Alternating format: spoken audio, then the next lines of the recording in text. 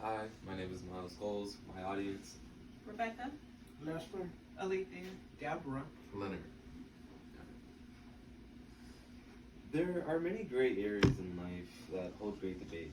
Things like taxation, the government's influence on society, socialism, and capitalism, all varying in opinions, but generally having very justifiable reasons to support them or to be against them. With my research on this special topic, my morals and ethics were challenged a bit, and my opinions began to waver. This being capital punishment or the death penalty.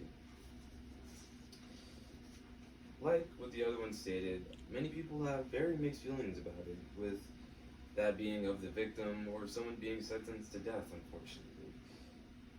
But after reading of Dr. William Pietti's case on July 23rd, 2007, in Cheshire, Connecticut, with two people intruding his home, beating him almost to death until he was unconscious with a baseball bat, and assaulting his wife and two younger daughters, and so burning most of them alive, with him being the only survivor, I kind of understood his point of view with wanting them to die instead of picking the morally accepted way of saying no one should die, all life is valued at some point, because you haven't truly experienced what he had to go through.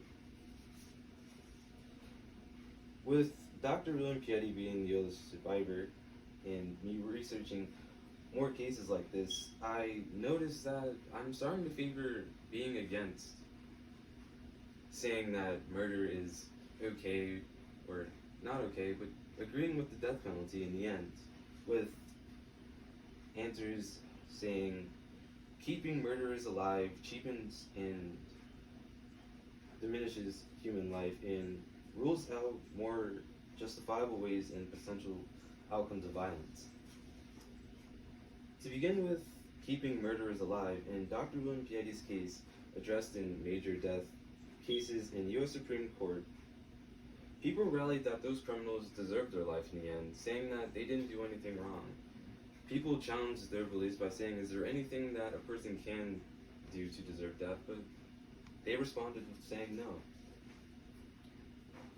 Popular opposing beliefs put in situations alike to this, as the murderer killing someone is, yes, murder, but for us to kill them is murder as well, and that having such things like this will only diminish society in the acts of murder.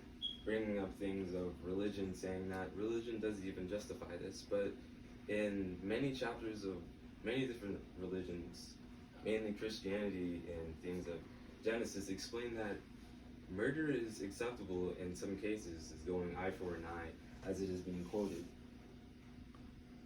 But in most cases, Raymond Gavin's put in a little bit of perspective of saying that it may oppose the idea of sanctifying human life,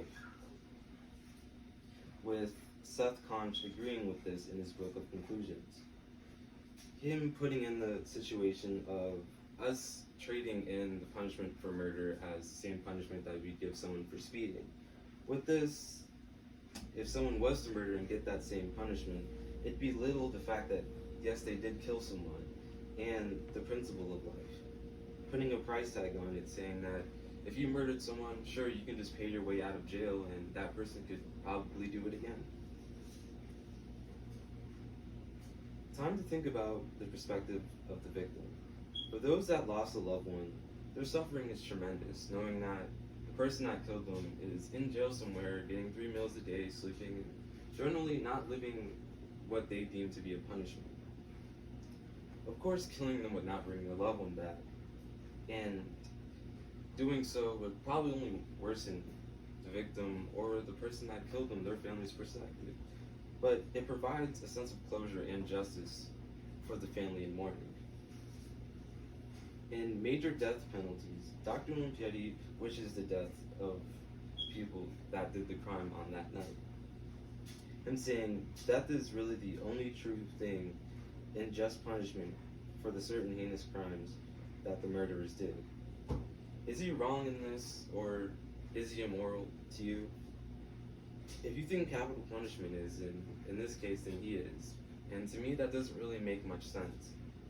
Trying to put in a little bit of empathy in his situation, I saw that it would be justifiable for him to want them as dead, but as of now, they're not. In Geo Illin's 5 Reasons Some People Think That the World Needs the Death Penalty, she explains the events of murdering and how that evaluates out if the person was allowed to live out the rest of his life in prison.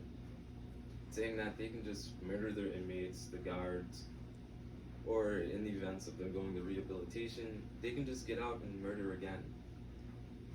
This was continued by Francis Pikes, with him going on about the idea of rehabilitation, but with him saying that maybe they can be rehabilitated and things like murder will not be in their life anymore.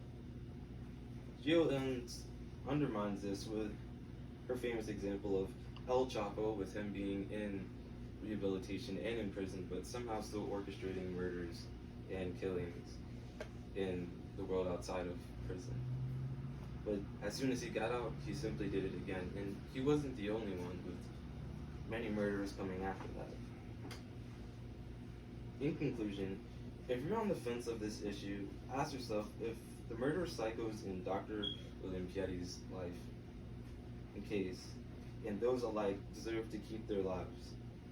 If you're like me, and with the examples given, they challenge your ethics and morals, and you say yes, and I agree with you, but for the values of humane life and the ruling of justice and violence, you still believe that they deserve it.